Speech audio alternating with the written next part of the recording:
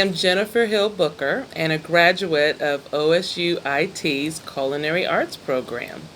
I'm excited to come to you as the first Orange Spotlight to talk about what graduates have been doing since we left campus. So, in my case, I went on to work in the culinary industry. I spent a year in Paris, France, going to Le Cordon Bleu culinary school, which of course is a feather in my cap, but I'd be remiss if I didn't let everyone know that my foundation was at OSU IT. And there I learned classical French cuisine, which has really helped my career since graduation. I've also written 2 cookbooks. I have a line of spices called Your Resident Gourmet Cooks. I've taught culinary arts both in high school and in college, and I'm in the process of opening up my very first restaurant, and it's actually in Northwest Arkansas. So I'll be back very close to Okmulgee. I just want to say that OSU IT gives students a very strong foundation to go out and pursue their careers. I'm proud to be an alum. I'm looking forward to years of giving back. And one place that I do give back is through my scholarship, which is the Jennifer Hill Booker OSU IT Culinary Scholarship. And I went through OSU IT as a scholarship recipient, and I know that I would not have been able to attend school without it. So I'm proud to be able to give back and allow other culinary-minded people go through school, graduate, and make a wonderful career in culinary arts. Now, don't leave. I want you to join me in the kitchen.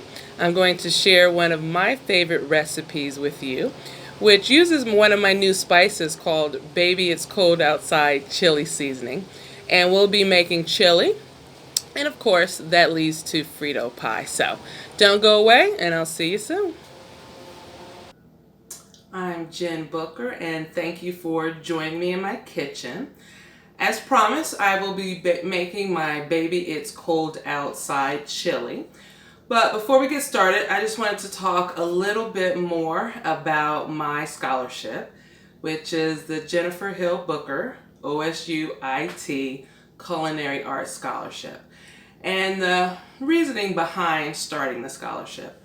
Now, I am a graduate of the University of Tulsa and always wanted to go to culinary school, so I wanted to start once I graduated and needed money to go to yet another school. So I applied to OSU IT, was able to find an academic scholarship, and honestly, that's the only reason I was able to attend. So now that I'm in a position to give back to the me then, I'm happy to do so. I am really excited and proud with how much the culinary department has grown.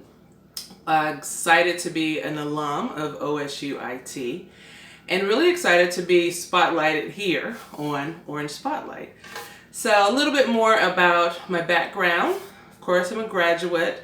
My first job out of culinary school was at the Tulsa Country Club, and I worked in the kitchen with another student, Mickey Crockett. Hey, Mickey. And we learned a lot. And from there, I went on to work in other restaurants, had the opportunity to live abroad in Germany and in France. And while there, attended Le Cordon Bleu Culinary Arts College. Now, here's the thing about that. When people hear my history, they get super excited. And they're like, oh, you went to Le Cordon Bleu, or you're a graduate of Le Cordon Bleu Paris. But I always let them know, without my foundation from OSU IT, I would, number one, would not have been successful at Le Cordon Bleu in Paris. And number two, which is most important, I wouldn't be as successful as I am in my businesses now. So don't let anyone tell you otherwise. And what are my businesses? So funny enough, I taught culinary arts in both high school, opened a program for culinary. I taught at a Le Cordon Bleu in Atlanta. So those were both exciting and very fulfilling. I've written 2 cookbooks, which I attribute to going to school both at University of Tulsa and OSU.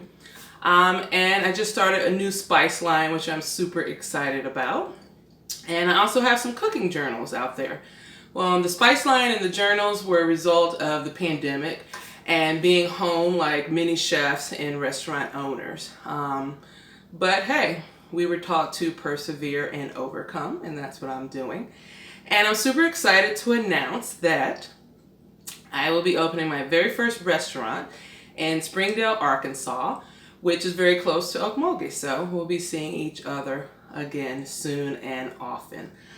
Before we get started, the last thing I'll say is, if you're able, if you're choosing your charities to donate for 2020, please strongly consider Chef Jennifer Hill Booker, OSU IT's Culinary Arts Scholarship. There's a student that will thank you. All right, so let's get started. Best thing to start with is at the beginning, and that would be with our ingredients. So I'll point things out and you guys can follow along. I know you had the opportunity to download the recipe, so you may be cooking with me, or you may just watch this and then come back and make it later. Either way works. Super easy recipe. I always tell people that recipes are a guide, and then you can adjust to your tastes, right? But the very basics. So we have ground beef, and I started that a little early in the pot so that we're not waiting on it. We also have diced tomatoes. We have kidney beans. Some people like black beans, some people like pinto beans. My favorite brand are Camilla brand beans, just really good quality. We have tomato sauce. I know Oklahoma. You can do some Rotel if you like. I know they make it with habaneros, chilies. I think they even now have lime juice and cilantro, so that's a nice little difference. We'll have beef stock. You could use vegetable stock. In a pinch, you could use chicken stock, and of course, you could even use just good old H2O. We also have onions, okay, and I'll chop a little more of those as we go. And the most important ingredient is my chili blend, which is Baby It's Cold Outside chili blend. So this has your onion, your garlic, your chilies, oregano, and paprika, a little spice. It's not gonna blow your head off. So if you like it spicier, you can do a little cayenne or maybe some jalapeno. But let's go ahead and get started. I'm gonna get us heated up. We'll brown that ground beef. As I said, I started it before I started with you guys, just so you weren't sitting here watching me brown ground beef. So we'll get that started. What I like to do is brown it, and then I like to add my onions and cook the onions in with the ground beef so it adds flavor to the meat. Of course, the heat softens up the onion. We're not looking for the onion to get caramelized or super brown. We just want them to kind of relax a little bit and go along for the ride. So the beef is looking really nice. All right, so then I'll go ahead and add our onion. I just used a yellow onion. You could use a yellow onion, sometimes called Spanish onion. You could also use a white onion. Sweet or Vidalia onions work as well.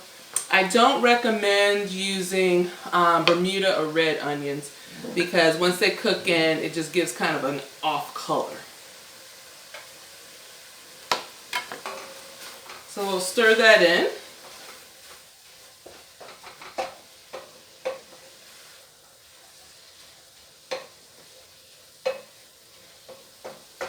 Alright, so remember we're looking for the onion to kind of relax. I think I want a little bit more onion, so I'm going to scooch everything over and cut up a little bit more. Now, I like this recipe for a lot of reasons, mainly because it's delicious. It's also simple, so it can be like I just got home from work, weekday meal, because it cooks up quick. You can get it started. By the time you change clothes, you know, get the kids at the table, it's ready to eat. Also, it's nice for the holidays so that you can have it ready if you have any guests coming, which I know is a little trickier these days, but still, you want to have something on the stove if someone happens to drop by. And you can always pack it to go, right? All right, so we're going to chop these up. And this is a fairly large onion for about a pound of ground beef. So I'm not going to use all of it. So it equals about a small onion. Okay. So that looks nice, cooking up nicely. Get that out of our way. All right, now stir that in.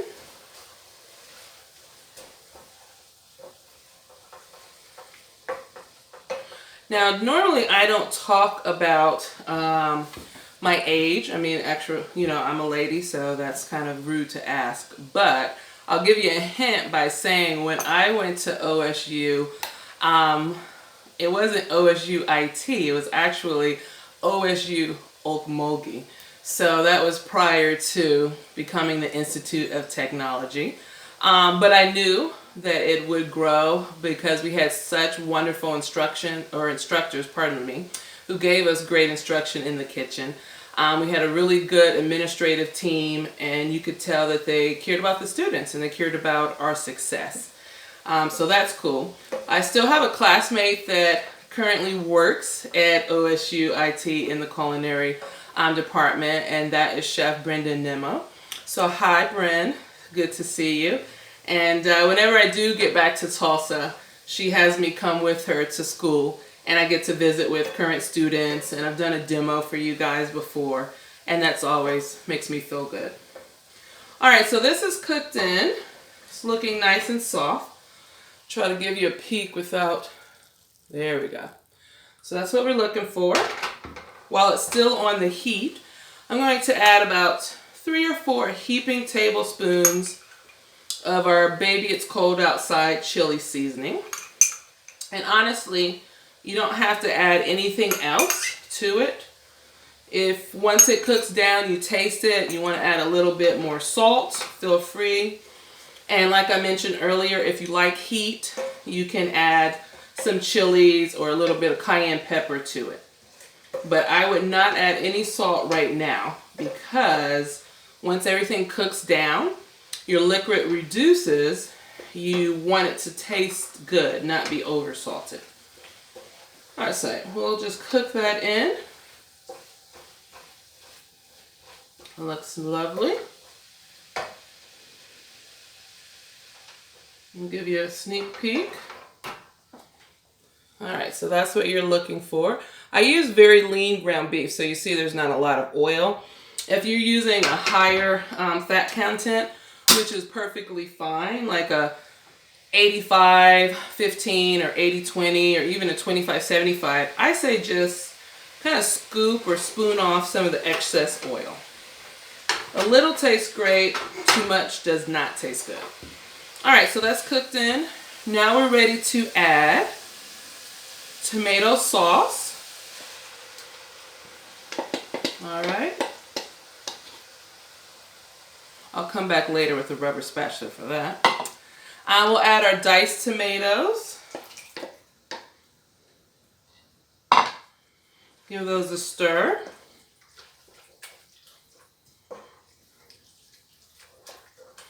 All right, it looks and smells so good. I'm sorry you guys can't smell it. And then we're going to add an ingredient which causes a little bit of controversy. And those were those kidney beans I introduced early. I know some people feel that chili does not have beans. It's only the meat and the chilies and the tomato. Some people like it with beans and meat. If you're vegetarian or vegan, then you don't want the meat, you just want the beans. However you do it, tomatoes, Baby It's Cold Outside, your onion, and then your vegetable or beef stock will make it taste delicious, okay? So we're not here to judge. All right, so we have that in. I love beans, so I'm going to add my chili beans. Give it a stir. It's nice and thick Remember, we added tomato sauce. We also added diced tomatoes. So we have some liquid in the pan. So don't go crazy on adding more liquid. So this is about 2 cups. I'm going to pour in about 1. Yeah. And we'll give it a look. Okay? I don't want it to be soupy. All right, that looks really nice. I think I'll stop here on our liquid.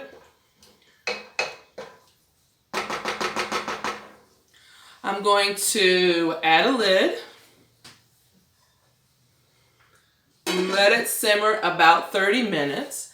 And then I'll be back because I want to turn this delicious chili into an equally, if not more so, delicious Frito pie. So don't go away. All right, chili is done. So if you take a look, you'll see that it ended up with quite a bit of liquid after all. So I'm very glad that I only added that 1 cup of beef stock. But let's do a quick recap of everything that's in the chili. So we started with our ground beef, fairly lean. Remember, if you're using a higher fat content on your beef, just skim some of the oil off. Then we add diced onions, cook that in for about 4 or 5 minutes. Then we added our Baby It's Cold Outside chili seasoning, and we let that cook in for another about 4 to 5 minutes. And then we added diced tomatoes, tomato sauce, beans or not, it's up to you. And then of course we added some beef stock. And let it cook about 30 minutes. And I thought the flavor was great. I like a little more heat, so I did sneak in a little bit more cayenne pepper. But of course you could always do chopped raw serrano or jalapeno or pickled peppers if you want a little more hot. And there's always a splash of hot sauce. And then, as I promised, we're going to turn this Chef Jen's Baby It's Cold Outside chili into a Frito pie. Fun fact, I had never heard of or eaten a Frito pie until we moved to Tulsa. And we moved there the summer between my senior year of high school. Yes, it was pretty devastating. But I was able to attend Booker T. Washington High School. So wonderful school. And that made the transition a lot easier, a lot better, made lots of friends. But as a side note, it was there at a football game that I had my very first Frito pie, and it just stuck with me ever since. So that's what we're gonna make to enjoy our chili. So what do you like on your Frito pie? Of course you have to have your Fritos, right? So that can be the base. It can also be the top of your chili, totally up to you. I've even had them where you have the little miniature bags of Fritos, and you just open the bag and you put your chili right in the bag and eat it. It's portable, it's easy, it's fun. So Fritos. Then of course we're going to add some of the chili. Smells so delicious. I really hope that you guys, look at that, you can even see the steam coming off. So I hope you guys really do make this at home. All right, so that looks good. Key with Frito pie, make it quickly so that it does not get soggy. I'm going to add some chopped onions to mine. I really do like raw onion.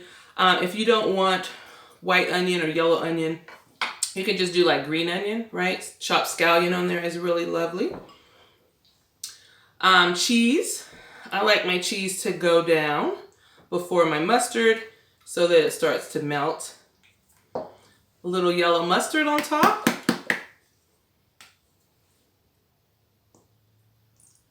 Yum, so excited. And then of course, a few more Fritos, right? A little more. We'll just sprinkle those right on top. And dinner is ready, right? I'll let you guys take a look at the deliciousness therein. So, super easy recipe. with or without beans, with or without meat. It's just really a recipe I wanted to share with you. It really expresses the influence that Tulsa, Oklahoma, OSUIT has had on my life and my culinary career. Inspired me for the chili seasoning blend, and so that's why it was fun to be able to share that with you in this particular recipe. So once again, I'm Chef Jennifer Hill Booker. Thank you guys for featuring me as an Orange Spotlight. When you make your charitable donations, please consider my scholarship fund as one of those. And I'll let you know when I'm back in Tulsa and maybe we can get together over a bowl of Frito Pie. Be safe.